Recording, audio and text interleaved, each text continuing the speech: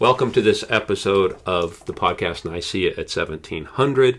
In this episode, we will be discussing the canons, the 20 canons that were issued by the fathers at the Council of Nicaea. And with us to discuss this is our professor here at Holy Cross of Canon Law, the very Reverend Archimandrite Bartholomew Mercado. Welcome, Father Bartholomew. Thank you so much, Dr. Skedrits. It's a pleasure to be here. Father Bartholomew is Assistant Professor of Canon Law at Holy Cross. He is a graduate of both Hellenic College and Holy Cross and earned both a master's degree, Master of Divinity degree, and a Master of Theology from Holy Cross. He continued his studies in Rome, Italy, where he earned a doctorate in Eastern Ecclesiastical Sciences, magna cum laude, in 2025 from the Pontifical Oriental Institute, with his dissertation titled The Historical and Canonical Ecclesiastical Relations Between the Byzantine States of Nicaea, Trebizond, and Epirus between the years 1204 and 1261. In the dissertation, he focused on themes related to canon law and ecclesiastical history. Related to his academic work, he has served as the Secretary General of the Society of the Law of the Eastern Churches since 2017. He is also the co-founder and board member of the Orthodox Canon Law Society of North America, which was founded in 2023 and has since held annual conferences. Father Bartholomew served as archivist and director of the Department of Archives of the Greek Orthodox Archdiocese of America from 2021 and 2022, and I'm sure that was like being a kid in a candy store. I loved it. I bet you did.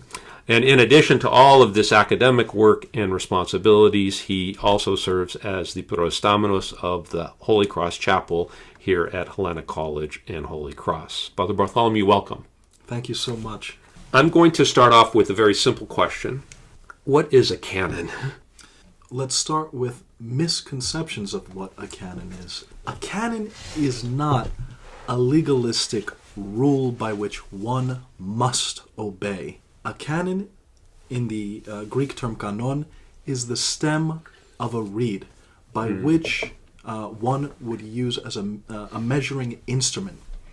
There is an ideal to uphold a canon, but there is also flexibility in that stem of a reed.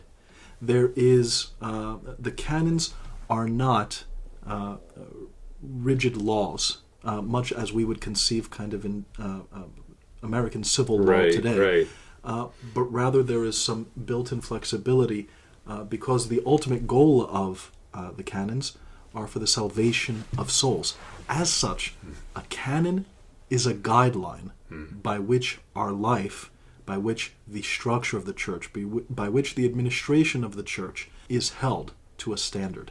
It's supposed to have some built-in flexibility in order to address issues in a manner consistent with the church's expectations, but not in a way that would make it prohibitive to the church's future actions.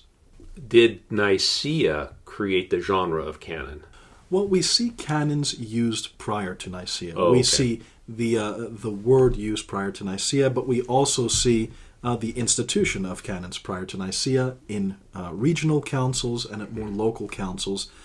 So it's not something that originated with Nicaea, although it, of course, the First Ecumenical Council, it receives a lot of attention, and we tend to look at the canons of the First Ecumenical Council with elevated status, also because these are the first universally accepted canons. And whereas there are canons that precede this that are universally accepted, they did not become universally accepted until after the First Ecumenical Council, namely through Canon 2 of the Council of Trullo, which added a whole slew of canons to our corpus.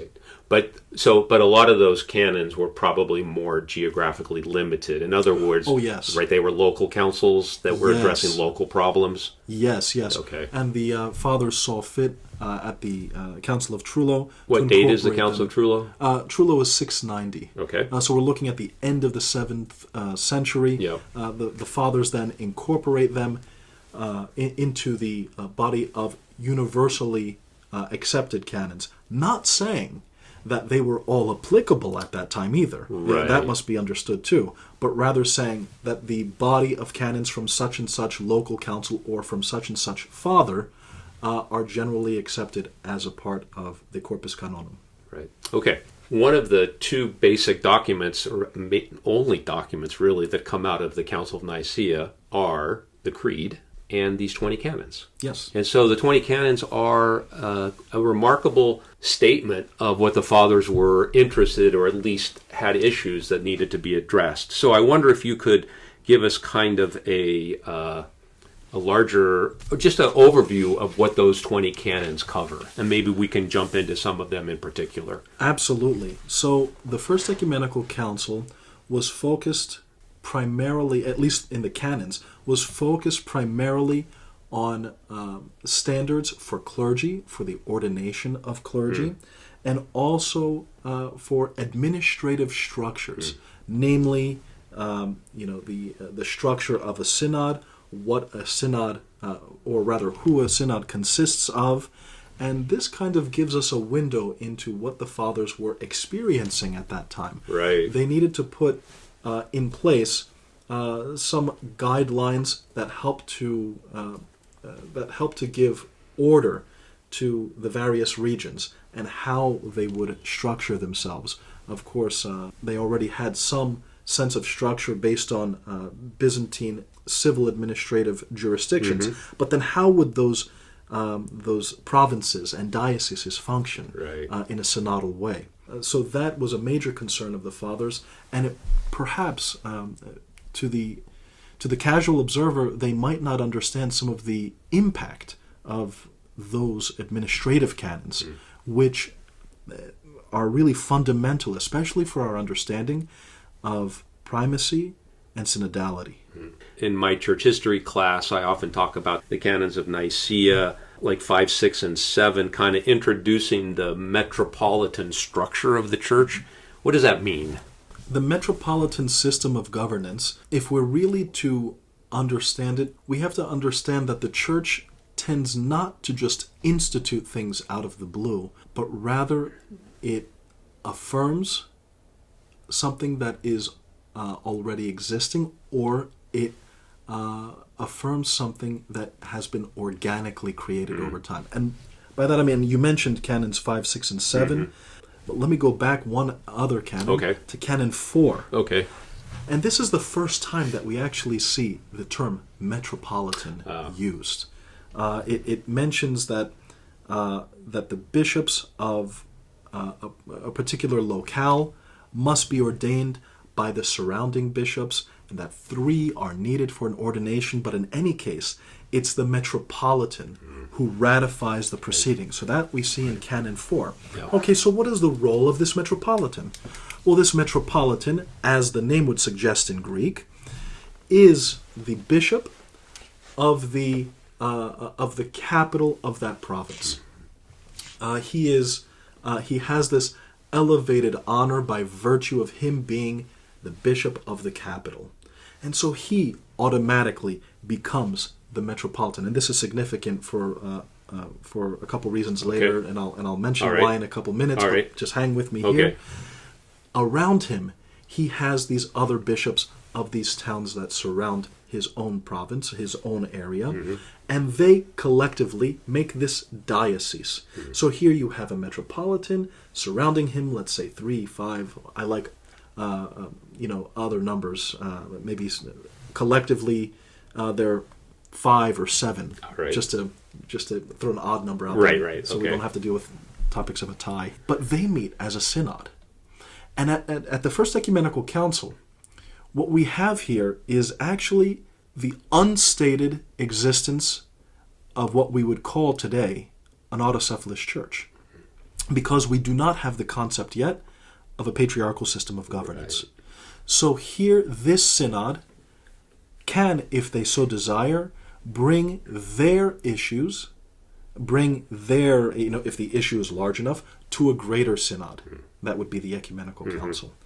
This existed in some way already prior to the First Ecumenical Council, but it's the First Ecumenical Council that codifies it and that universalizes it for the church, that this is the system that we are adopting universally.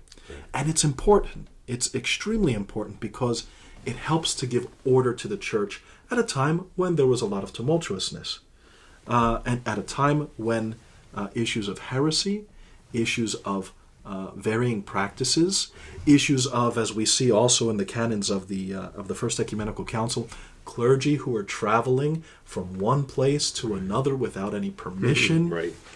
and thereby causing a disturbance. This helps to give some order in the respective dioceses and in the respective provinces. And the reason why this is important is because this synod then is charged with, in the next canon, Canon 5, with meeting at least twice yearly.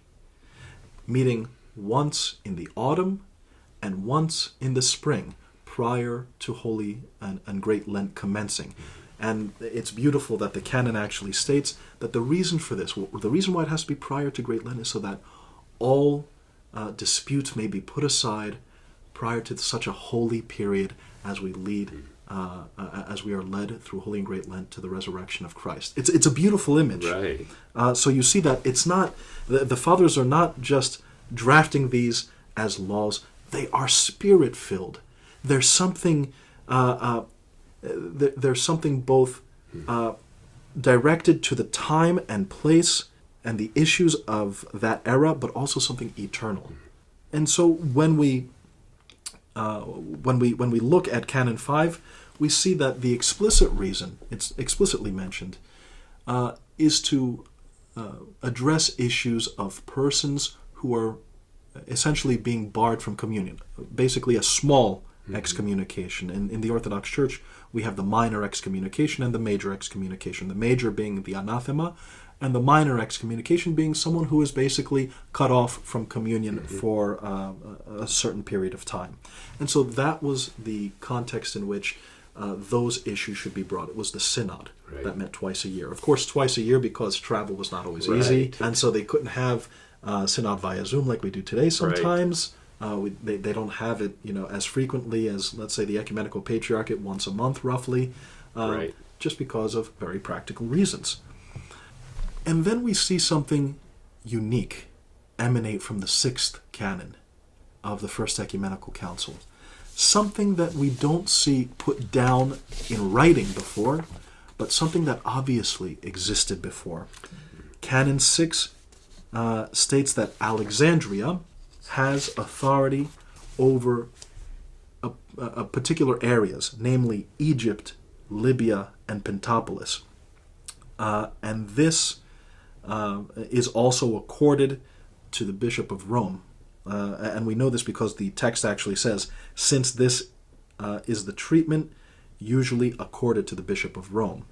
So in other words, the Bishop of Alexandria has authority over these three areas you just mentioned, Egypt, Libya and Pentapolis. Okay. And that Rome, as the text of the canon indicates, also had some authority over other areas, over other bishops. And likewise, Antioch has its seniority observed as well. This is an interesting canon because of how it begins. Let the ancient custom prevail. Let the ancient customs prevail. Ta archea ethi kratito. What's interesting about this is we're talking about 325. Right. What ancient custom? It means that this was already in the institutional memory of the Church, even prior to the Church being allowed to legally exist in the Roman Empire. It suggests that the Church here is codifying something that had already existed for many years. That the hierarchs of these particular cities, namely Alexandria, Rome, and Antioch, were to not only have their dignity preserved due to the geographical significance of those locations, but that the hierarchs of those cities were also to have additional authority beyond that of any normal bishop.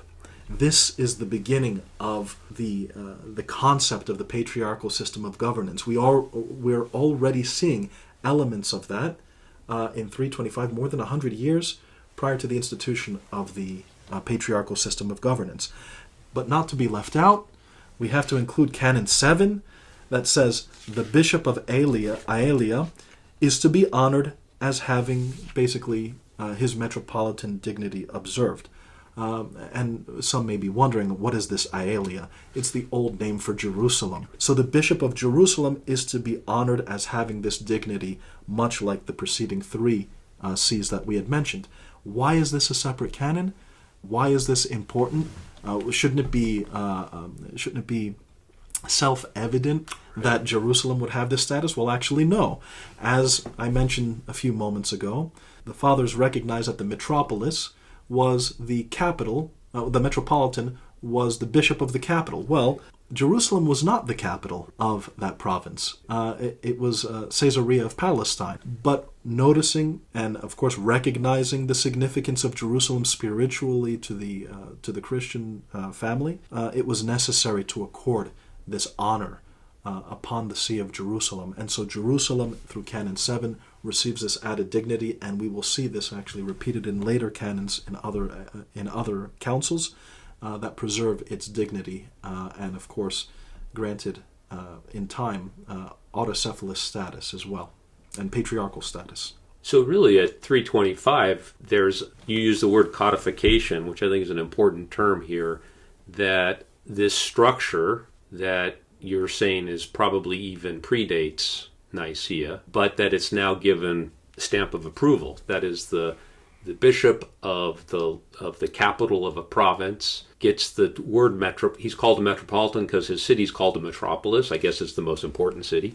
And then he has bishops under him. And as you said, I think, which I never really thought of, this is the beginning of sort of an independent autocephalous Orthodox churches that will develop. But this is the foundation of it. Head bishop, synod of bishops around over a geographical area. Exactly. But then some bishops, like Antioch, Alexandria, and Rome, those sees can have more than one province under their belt as authority goes. Right, and we see this especially play out with other, especially with Constantinople, within the next 100 years. Constantinople, just not only by virtue of its founding in 330, but later by the esteem that it has and the sagacity of the archbishops that come through there, that serve in that esteemed position. Constantinople takes on this role of being a leading voice and offering guidance to the other churches as well. Really, the first ecumenical, it cannot be understated that the first ecumenical council is the foundation of so much of our ecclesiastical governance. It's funny you say that because I remember coming to Holy Cross as a graduate student many years ago, and this is before internet, this is before everything, and this was back in the day when the Orthodox Observer would come in the mail to the Greek Orthodox homes, and I remember as a high school, college kid at home getting the Orthodox Observer, and it would say the synod is meeting in New York. Archbishop Iakovos has called this synod together, of the GOA, and it would meet in October, and then it would meet in February or March. And then when I came to the seminary and I learned about this canon, I said, oh my gosh, they're doing what they're supposed to be doing, because the canon, what was it, canon 4 or 5? Canon 4, yeah, it says that this is what you got to, this is how the local council or council of bishops should meet once or twice a year, as you said. It's amazing, right? I mean, 1,700 years later, it's continued. 1,700 years later, and we still see not just the elements from those decisions, but we see the wisdom of those decisions throughout the ages. And I do want to go back to one thing, however, that I mentioned. I know I used the word codified a few times, but I do want to make a distinction that we don't have a code of canon law. We have collections of canon law. And so I just want to correct my terminology there. We have collections of canon law. But these canons show the wisdom of the fathers then, and how it endures for the ages. But with all of the canons, we don't have necessarily equal application. In other words, the canons of the First Ecumenical Council, where some of them are still very much active, like we just mentioned, Canon 5, where the synod meets at least twice a year. We have that wisdom, we have that a principle that plays out not just in principle, but also in its very letter. But then we have other canons which may not be as applicable today. We can look at the first canon of the First Ecumenical Council, which addresses issue for the age, which is not particularly applicable today if one reads the letter. But then we should think about the spiritual, the spirit of that canon, and in a spiritual dimension. Namely, the first canon of the First Ecumenical Council relates to those who were castrating themselves and whether they would be able to enter the ranks of the clergy. And of course, the decision was that, well, if it was done to them, if there was, some unfortunate instance when when some bodily harm was done to them and it was not of their own will, then they could still enter the ranks of the clergy. Whereas if they had done it to themselves in order to alleviate their passions and try to become more chaste, then actually that would preclude them because it was bodily mutilation. So, in its letter, not really applicable today. Right. I mean, we don't have that many castrati running around. Right. But now the question becomes, can we apply this in other contemporary cases? Let's say if a clergyman, and I'm not making any judgment on any of my brothers, my brother clergy out there.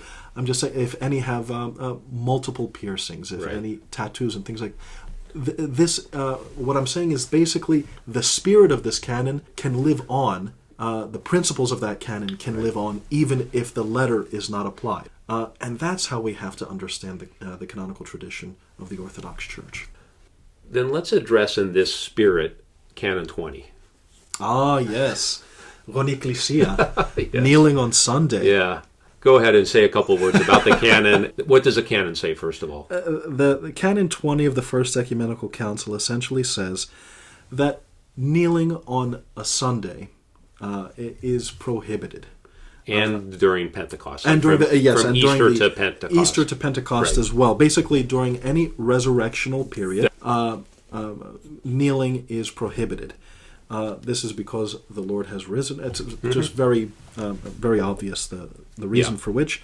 But we still find in many of our parishes, especially in the United States today, that people especially will Greek kneel, Orthodox parishes. And Greek Orthodox parishes where people will kneel on a Sunday. Historically, how that came to be, I'm not 100% sure. I don't know if we know. I have my assumptions, but that's neither here nor there. Right. Interestingly, during the 20th century, there were a number of theologians who defended kneeling on a Sunday. Actually, some of our own who have come through this institution, Athinagoras Kokinakis, defended that decision, defended practice. that practice.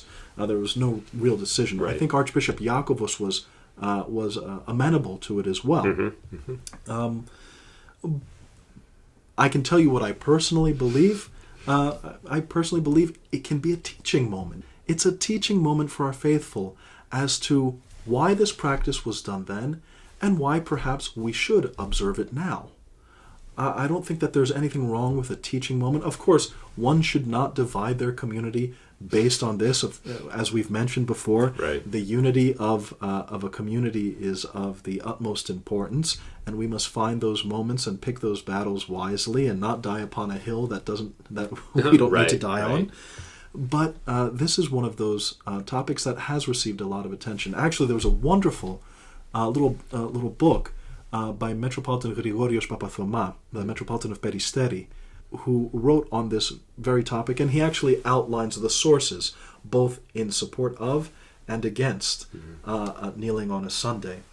And it tends to be that the older sources are not supportive of the practice, whereas more contemporary individuals will support the practice.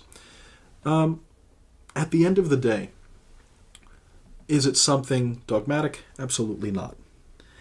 Is it something that can be spiritually uplifting for someone? Yes. I've had, in just very normal conversations with brother clergy who would say, if my Lord is standing before me, I would kneel. Right. And it's a heartfelt sentiment, and I can understand that sentiment.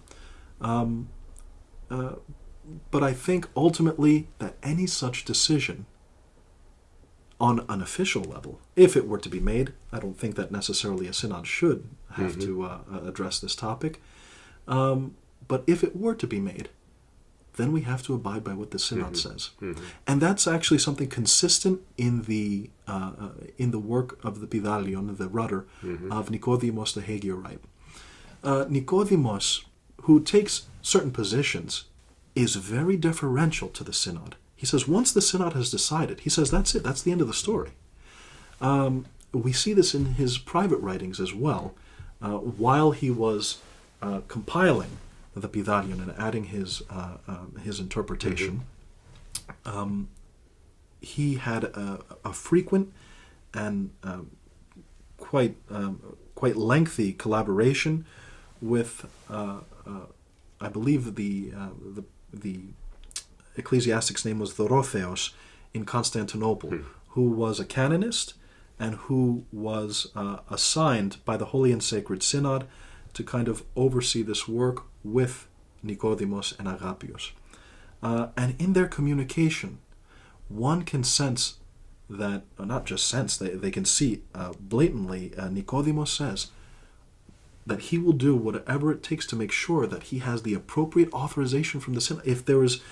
If he thought the synod would perhaps rule on an issue, or that they would be averse to granting any type of authorization for his work, he would be deferential to the synod.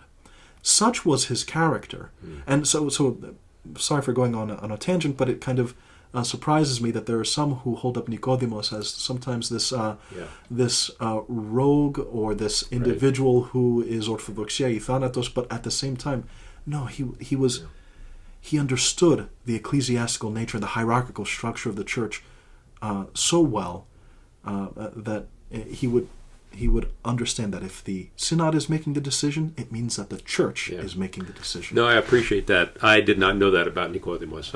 My understanding of him was more sort of just out of the rudder, hardcore kind of Orthodox guy, because he compiles a rudder, as you said, and he comments on it. But I did not know that. That's very helpful. Thank you. No. It's an unfortunate reality that some do not look at the entire life of Nicodemus. Exactly. And it's not, I'm a nerd. I'm a canon law nerd. That's all I can say.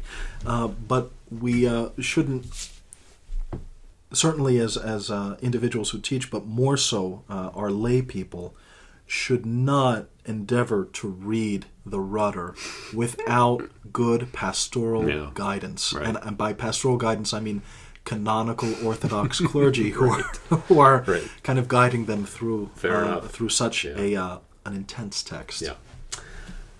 Back to Nicaea.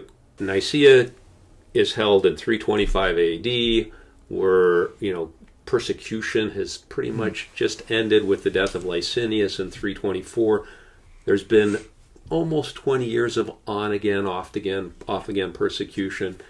And I know some of the canons address the issue of like, how do you bring people back into the church? There's a couple of schismatics that, the Cathare, but that's from an earlier Diocletian persecution. But I wonder if you could say a couple words about how the canons see people that have either sacrificed during persecution. Are they allowed back into the church? What was the church's pastoral way of dealing with people like that?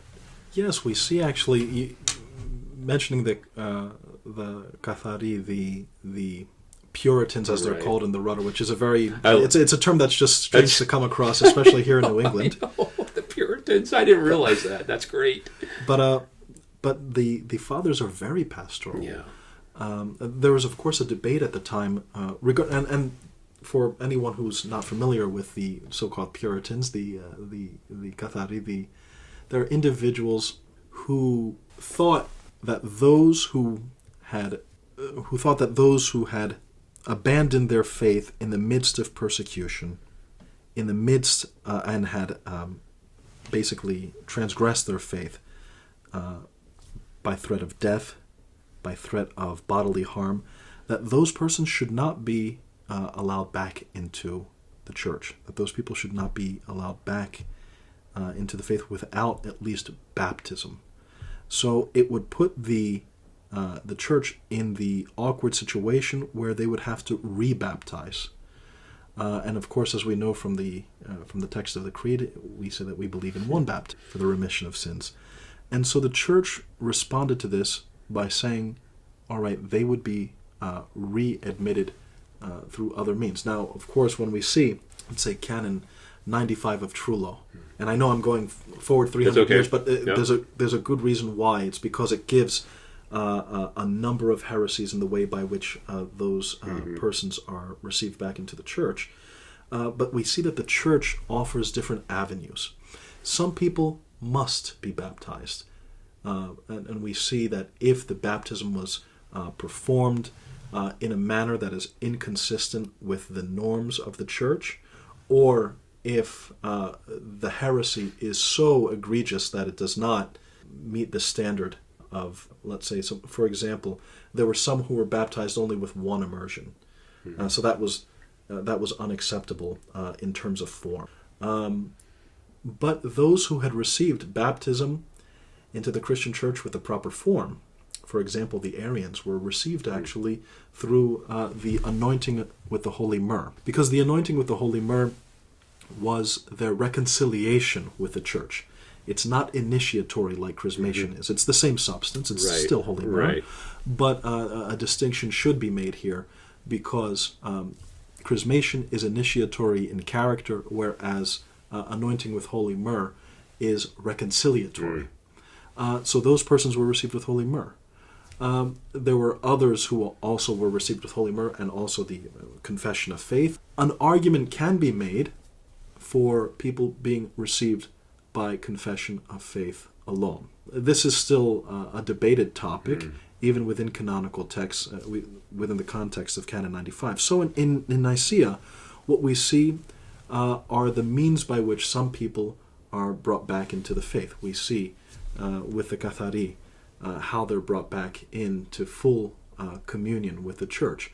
And this demonstrates that the church does not see one's, let's say, schismatic participation as them shedding off the spirit that they received at their initial baptism. It demonstrates that the Holy Spirit is always active in a person once they've received a valid baptism. And that's why we have today kind of this ongoing conversation with, all right, how do we receive, let's say, a Roman Catholic?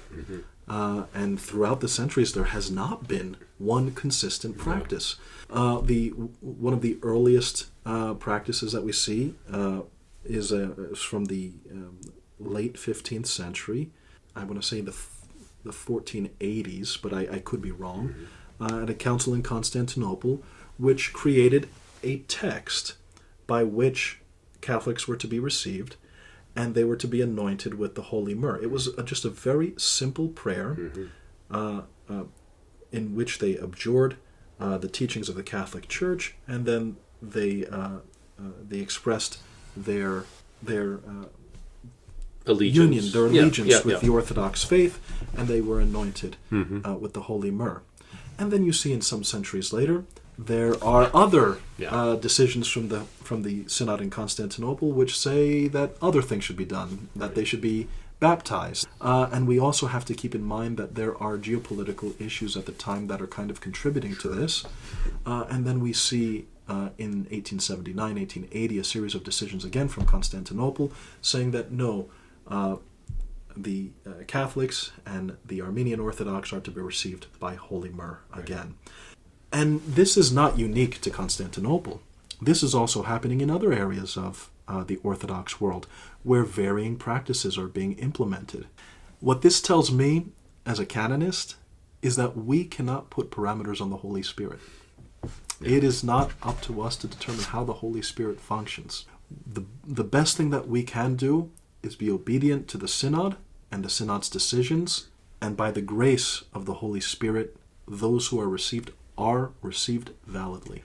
It's when we, of our own initiative as persons, start to take into our own hands the decisions that belong to a higher ecclesiastical authority, that doesn't just show an intense egoism, it also shows that we are disobedient to the church. Not to a person, not disobedient to just a synod, to the church.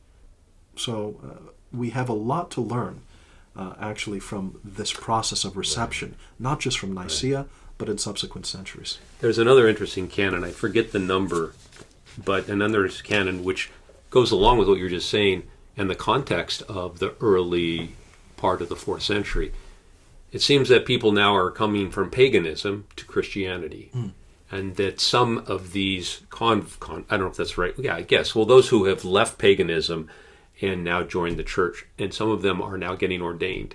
And isn't there a canon that says don't ordain them so quickly? Yeah. I want to say maybe canon I forget. 8 of Nicaea?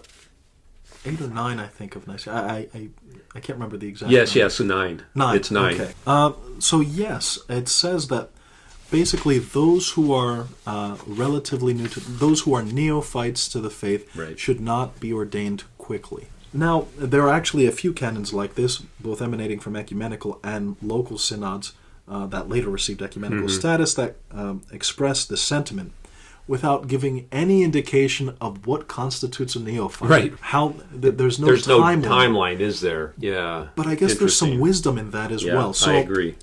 A neophyte can be. Is it a neophyte in their spirit? Is it a neophyte in their education? That's a good point. In what sense are they neophytes? That's a very good point. But nevertheless, I think this issue probably came about for very practical reasons.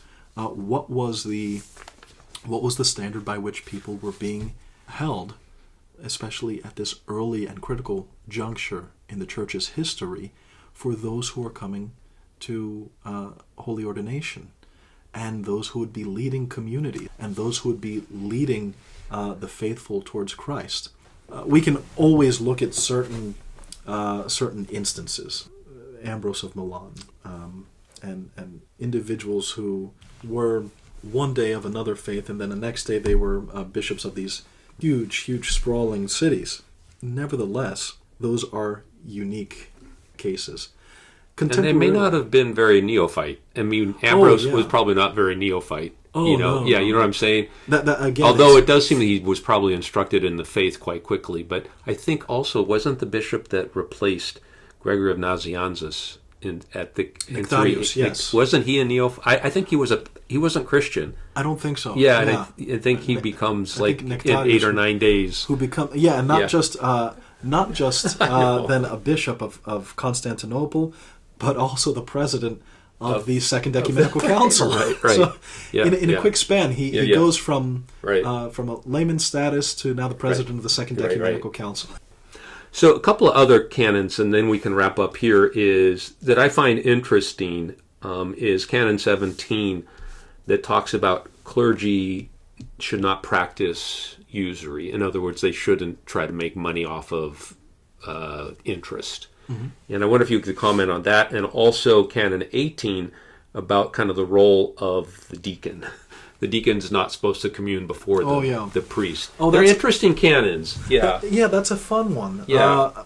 To be completely honest, the history behind that, the 18th canon regarding the deacon communing, is not known to me very well in that early period. Okay. But we see varying practices. So it's obvious that it was perhaps a local practice that then had to be addressed on a larger level because of the emergence also of the role of the priest. The priest becomes a little bit more prominent in the apostolic period, now heading into the Nicene period. Whereas in the very early church, it was bishop and deacon that really captivated the attention. So in the 18th canon, it seems to be more about order. And it's very strange because contemporarily we talk about how each of the grades of the clergy are significant. They have their own ministries. But this is a canon that kind of, I don't want to say undercuts that theory, but it kind of is a little bit harsh towards the deacon insofar as it basically says, no, the deacon is lower. He is subordinate. He is this, and that. And he should not be handling the gifts. That is the bishop's responsibility. So when we do see this appearance, it then begs us to wonder, well, how did, because there are later manuscripts that that have the deacons doing these things once again. Interesting. And how does that come to pass? Right. And how does that, especially with the knowledge of this canon, the best answer I can give to that is more so these regional practices that nevertheless held significance, that held an importance in their given locale, and that didn't necessarily die too easily. And not that they should either, because again, as we mentioned at the beginning of this conversation, the canons are guidelines. They are not strict rules. They are guidelines. And if this was a sincerely held practice of a region, then a synod could give an authorization for this to continue with certain parameters in mind. Of course, the deacon wouldn't be doing everything a bishop does. He couldn't ordain, but he could still have a certain level of liturgical function that perhaps are not completely consistent with this canon. Going back to the other canon, 17, usury. Yeah. It was not uncommon that clergy would, because they weren't yet clergy, had these other positions, had these other jobs, had these other more worldly activities. And this is the church placing parameters on them precisely because of the implication here that a clergyman is then making money from, like a banker almost, making money from another individual through either a loan, and these things are unbecoming of the priestly office. Father Bartholomew, before we wrap up, anything else you want to add or say about the canons that we didn't have a chance to cover? Not to put you on the spot, but I want to give you the last word.